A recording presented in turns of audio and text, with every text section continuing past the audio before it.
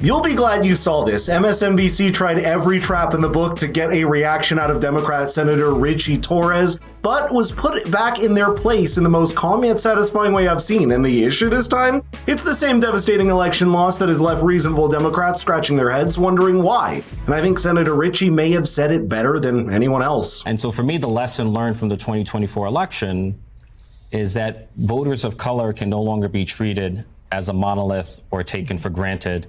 You know, we as Democrats have to hustle for every vote and every voting block, and no one and nothing can be taken for granted. For me, the Democratic Party should have a simple mission, which is to lower costs, lower crime rates, make government work for the people rather than for the interest groups. And we have to recognize that working class voters of color are largely in the center on issues like public safety and border security.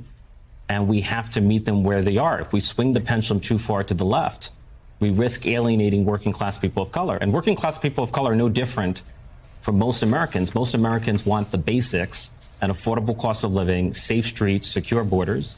And so we should be focused like a laser on delivering the basics and ignore the fashionable nonsense that has taken hold in our politics. Okay. And when you say swing too far to the left, what do you mean specifically? Well, in the case of the 2024 election, it was immigration. As I've said repeatedly, I felt the president did too little, too late to secure the border, and we paid a heavy price in the 2024 election. For me, both inflation and immigration were the leading causes of Democratic defeat in 2024.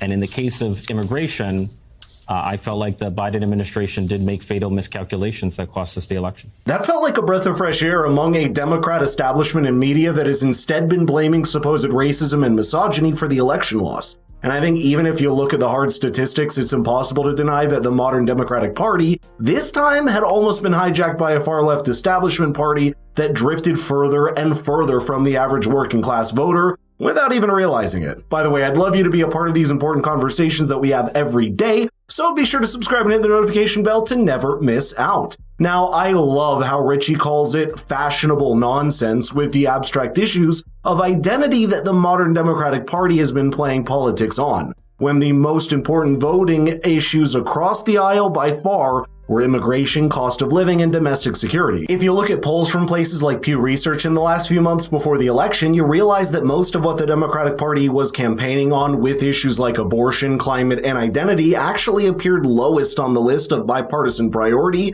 for everyday Americans. And it's the distance between the citizen and the representative that drove away so much of the center left from the Democrats, with Richie Torres perhaps being one of them. I spoke to an activist who was advocating for abolishing the police, and I said, let me get this straight. You want to conduct a social experiment on the lowest income communities of color in places like the Bronx. And what happens if that experiment goes badly? What happens if it leads to an outbreak of gun violence and gang violence and youth violence?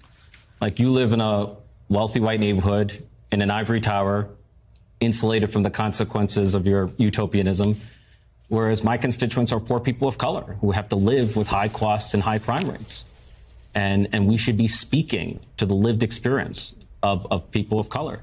You know, when you consider some of the most utopian ideas in politics, whether it's abolishing prisons or abolishing the police or abolishing ICE, those ideas do not come from working class people from places like the Bronx. Those ideas typically come from activists and academics who are out of touch with working class people. And you want proof of that? Here's something interesting that should jolt the Democrat establishment and strategists back into reality. It's that while they were fixated on putting people into boxes of identity, those communities actually prove they were not a monolith by voting differently into what the Democrats anticipated. If you look at the border counties in places like Texas, Republican performance in this election with the Latino voter base was disproportionate compared to history by capturing 55% of the Latino voter base in the state. Donald Trump also captured 14 out of the 18 countries within 20 miles of the southern border, doubling his performance from the last election. That tells you that these countries voted on the issues rather than a collective identity. And given that Richie Torres comes as a young and dynamic voice from within the Democrats,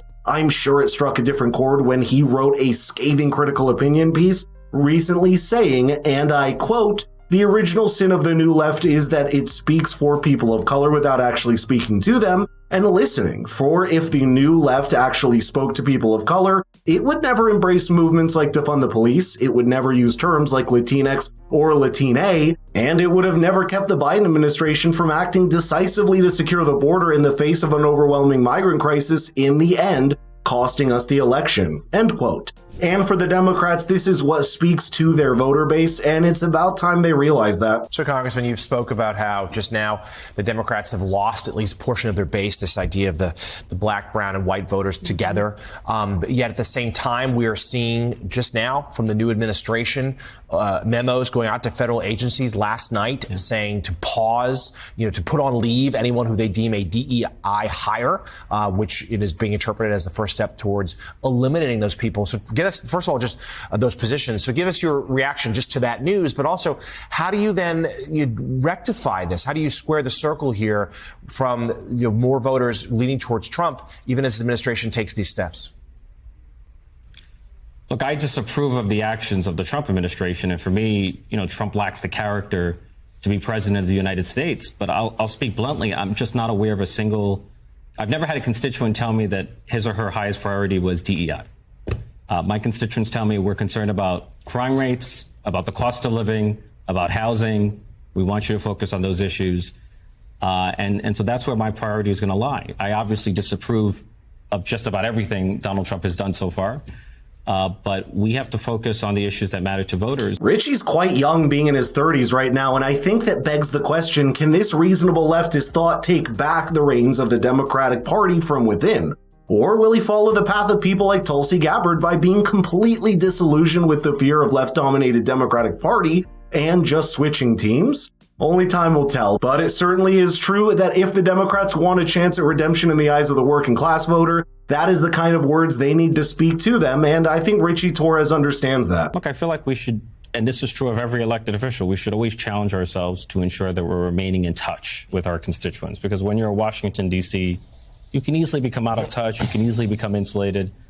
And, when deciding what position to take on an issue, we should ask ourselves, what is the position of the American people? Like, if this were a referendum, how would the American people vote on that issue? Because I feel like you cannot veer too far from the public without risking a public backlash.